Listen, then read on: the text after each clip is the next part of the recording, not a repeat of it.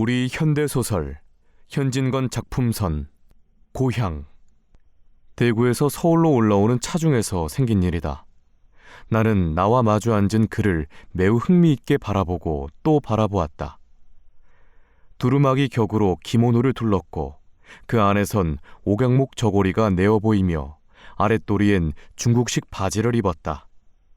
그것은 그네들이 흔히 입는 유지 모양으로 번질번질한 암갈색 피륙으로 지은 것이었다. 그리고 발은 간발을 하였는데 집신을 신었고 고부가리로 깎은 머리엔 모자도 쓰지 않았다.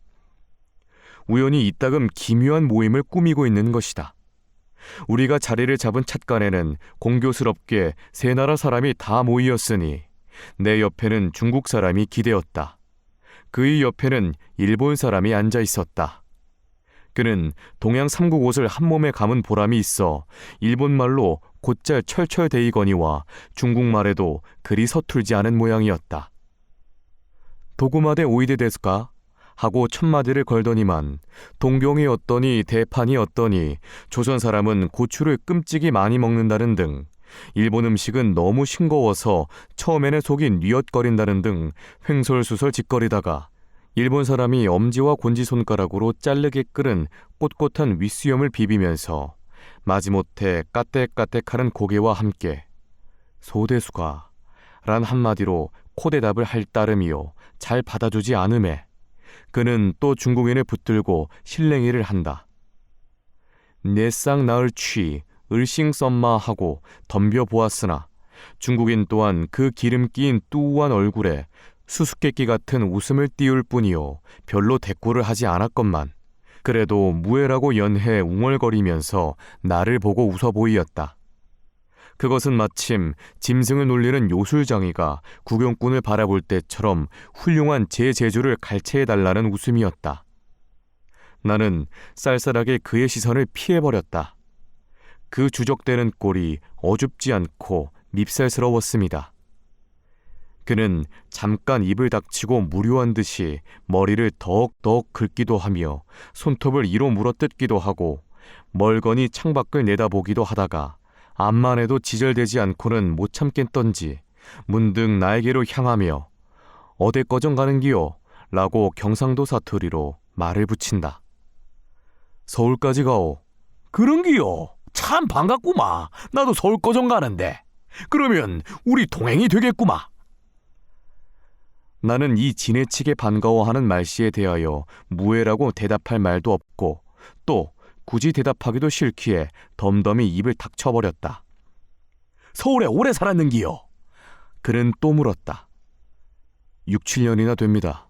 조금 성가시다 싶었으되 대꾸 않을 수도 없었다. 아이고 오래 살았구마. 나는 처음 길인데 우리 같은 막벌이꾼이 차를 내려서 어디로 찾아가야 되겠는기요?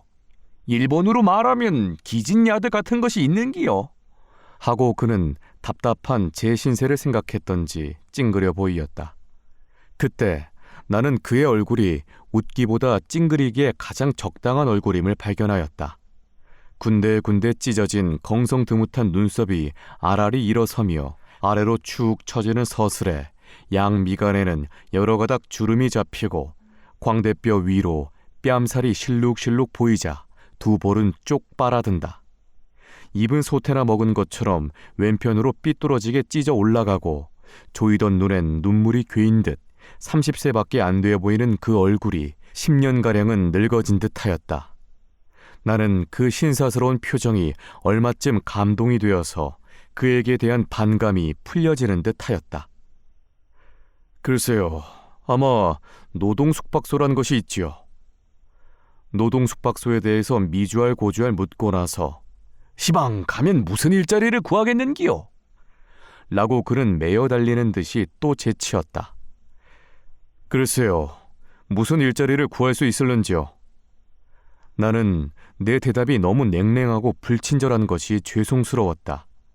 그러나 일자리에 대하여 아무 지식이 없는 나로서는 이 외에 더 좋은 대답을 해줄 수가 없었던 것이다. 그 대신 나는 은근하게 물었다. 어디서 오시는 길입니까? 고향에서 오누마. 하고 그는 휘 한숨을 쉬었다. 그러자 그의 신세 타령의 실마리는 풀려나왔다. 그의 고향은 대구에서 멀지 않은 K군 H란 외다른 동리였다. 한백호 남짓한 그곳 주민은 전부가 역둔토를 파먹고 살았는데, 역둔토로 말하면 사삿집 땅을 붙이는 것보다 떨어지는 것이 후하였다. 그러므로 넉넉지는 못할 망정 평화로운 농촌으로 남부럽지 않게 지낼 수 있었다. 그러나 세상이 뒤바뀌자 그 땅은 전부가 동양척식회사의 소유에 들어가고 말았다. 직접으로 회사의 소작료를 바치게나 되었으면 그래도 나으련만, 소위 중간 소작인이라는 것이 생겨나서 저는 손에 흙 한 번 만져보지도 않고 동척엔 소작인 노릇을 하며 실작인에게는 지주 행세를 하게 되었다. 동척의 소작료를 물고 나서 또 중간 소작인에게 긁히고 보니 실작인의 손에는 소출의 3알도 떨어지지 않았다. 그 후로 죽겠다, 못 살겠다 하는 소리는 중이 연불하듯 그들의 입길에서 오르내리게 되었다. 남부여대하고 타처로 유리하는 사람만 늘고 동리는 점점 쇠진해 갔다. 지금으로부터 9년 전, 그가 17살 되던 해 봄에 그의 나이는 실상 26이었다. 가난과 고생이 얼마나 사람을 늙히는가. 그의 집안은 살기 좋다는 바람에 서간도로 이사를 갔었다. 쫓겨가는 이의 운명이거든 어디를 간들 신신하랴. 그곳에 비옥한 전야도 그들을 위하여 열려질 리 없었다. 조금 좋은 땅은 먼저 간 이가 모조리 차지를 하였고, 황무지는 비록 많다 하나 그곳 당도하던 날부터 아침거리 저녁거리 걱정이라 무슨 행세로 적어도 1년이란 장구한 세월을 먹고 입어가며 거친 땅을 풀 수가 있으랴. 남의 미천을 얻어서 농사를 짓고 보니 가을이 되어 얻는 것은 빈 주먹뿐이었다. 이태 동안을 사는 것이 아니라 억지로 버티어 갈째 그의 아버지는 우연히 병을 얻어 타국의 외로운 혼이 되고 말았다. 19살밖에 안 된 그가 홀어머니를 모시고 악으로 모진 목숨을 이어가던 중 4년이 못 되어 영양 부족한 몸이 심한 노동에 지친 탓으로 그의 어머니 또한 죽고 말았다. 모친꺼정 돌아갔구마. 돌아가실 때 흰죽 한 모금도 못 자셨구마. 하고 이야기하던 이는 문득 말을 뚝 끊는다. 그의 눈이 번들번들함은 눈물이 쏟아졌음이리라. 나는 무엇이라고 위로할 말을 몰랐다. 한동안 머뭇머뭇이 있다가 나는 차를 탈 때 친구들이 사준 정중병마개를 빼었다. 찻잔에 부어서 그도 마시고 나도 마셨다. 악착한 운명이 던져준 깊은 슬픔을 술로 녹이려는 듯이 연거푸 5잔을 마신 그는 다시 말을 계속하였다. 그 후 그는 부모 잃은 땅에 오래 머물기 싫었다. 신의주로 안동현으로 품을 팔다가 일본으로 또 벌이를 찾아가게 되었다. 구주 탄광에 있어도 보고 대판철 공장에도 몸을 담아보았다. 벌이는 조금 났으나 외롭고 젊은 몸은 자연히 방탕해졌다. 돈은 모을래야 모을 수 없고 이따금 우람한 치받치기 때문에 한 곳에 주접을 하고 있을 수 없었다. 화도 나고 고국 산천이 그립기도 하여서 훌쩍 뛰어나왔다가 오래간만에 고향을 돌려보고 벌이를 구할 겸 구경도 할 겸 서울로 올라가는 길이라 한다. 고향에 가시니 반가워하는 사람이 있습니까? 나는 탄식하였다. 반가워하는 사람이 다 무언기요? 고향이 통 없어졌더마. 그렇겠죠. 9년 동안이면 퍽 변했겠죠. 변하고 뭐하고 간에 아무것도 없더마. 집도 없고 사람도 없고 개 한 마리도 얼씬을 않더마. 그러면 아주 폐동이 되었단 말씀이요? 그렇구마. 무너지다가 단만 질비하게 남았지마. 우리 살던 집도 터야 안 남겠는기요. 암만 찾아도 못 찾겠더마. 사람 살던 동리가 그렇게 된 것을 혹 구경했는기요. 하고 그의 자른 듯한 목은 높아졌다.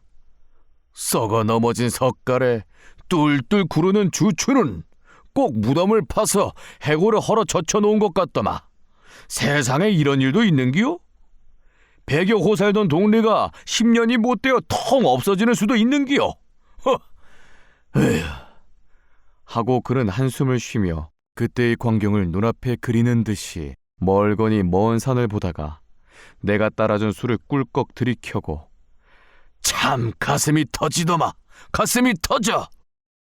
하자말자 굵직한 눈물 두어 방울이 뚝뚝 떨어진다.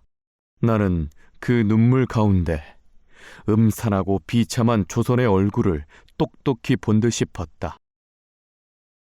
이윽고 나는 이런 말을 물었다. 그래, 이번 길에 고향 사람은 하나도 못 만났습니까? 하나 만났구마. 단지 하나. 친척 되시는 분이던가요? 아니구마. 한 이웃에 살던 사람이구마. 하고 그의 얼굴은 더욱 침울해진다. 여간 반갑지 않으셨겠지요? 반갑다 말다. 죽은 사람을 만난 것 같더마. 더구나 그 사람은 나와 까닭도 좀 있던 사람인데. 까닭이라니? 나와 혼인말이 있던 여자구마. 허. 나는 놀란 듯이 벌린 입이 닫혀지지 않았다. 그 신세도 내 신세만이나 하거라. 하고 그는 또 이야기를 계속하였다. 그 여자는 자기보다 나이 2살 위였는데 한 이웃에 사는 탓으로 같이 놀기도 하고 싸우기도 하며 자라났었다. 그가 14살 적부터 그들 부모 사이에 혼인말이 있었고 그도 어린 마음에 매우 탐탁하게 생각하였었다. 그런데 그 처녀가 17살이 된 겨울에 별안간 간 곳을 모르게 되었다. 알고 보니 그 아비 되는 자가 20원을 받고 대구 유곽에 팔아먹은 것이었다. 그 소문이 퍼지자 그 처녀 가족은 그 동리에서 못 살고 멀리 이사를 갔는데 그 후로는 물론 피차에 한 번 만나보지도 못하였다. 이번에야 빈텀한 고향을 구경하고 돌아오는 길에 읍내에서 그 아내 될 뻔한 댁과 마주치게 되었다. 처녀는 어떤 일본 사람 집에서 아이를 보고 있었다. 권녀는 20원 몸값을 10년을 두고 갚았건만 그래도 주인에게 빚이 60원이나 남았었는데 몸에 몹쓸 병이 들고 나이 늙어져서 산송장이 되니까 주인 되는 자가 특별히 빚을 탕감해주고 작년 가을에야 놓아준 것이었다. 권녀도 자기와 같이 10년 동안이나 그리던 고향에 찾아오니까 거기는 집도 없고 부모도 없고 쓸쓸한 돌무더기만 눈물을 자아낼 뿐이었다. 하루 해를 울어보내고 읍내로 들어와서 돌아다니다가 10년 동안에 한마디 두마디 배워두었던 일본말 덕택으로 그 일본 집에 있게 된 것이었다. 암만 사람이 변하기로 어째 그렇게도 변하는기요. 그 숨 많던 머리가 훌렁 다 벗어졌더마. 눈은 푹 들어가고 그 이들이들하던 얼굴빛도 마치 유살에 끼어진 듯 하더마. 서로 붙잡고 많이 울으셨겠지요. 눈물도 안 나오더마. 일본 우동집에 들어가서 둘이서 정종만 한 10병 따려 누이고 헤어졌구마. 하고 가슴을 짜내는 듯이 괴로운 한숨을 쉬더니만 그는 지낸 슬픔을 새록새록이 자아내어 마음을 새기기에 지치었음이더라. 이야기를 다 하면 무얼 하는기요? 하고 쓸쓸하게 입을 다문다. 내 또한 너무도 참혹한 사람 사례를 듣기에 쓴물이 났다. 자, 우리 술이나 마저 먹읍시다. 하고 우리는 서로 주거니 받거니 한두 병을 다 말리고 말았다. 그는 취흥에 겨워서 우리가 어릴 때 멋모르고 부르던 노래를 읊조리었다. 벼섬이나 나는 전토는 신장로가 되고요. 말마디나 하는 친구는 감옥소로 가고요. 담뱃대나 떠는 노인은 공동묘지 가고요. 인물이나 좋은 계집은 유곽으로 가고요.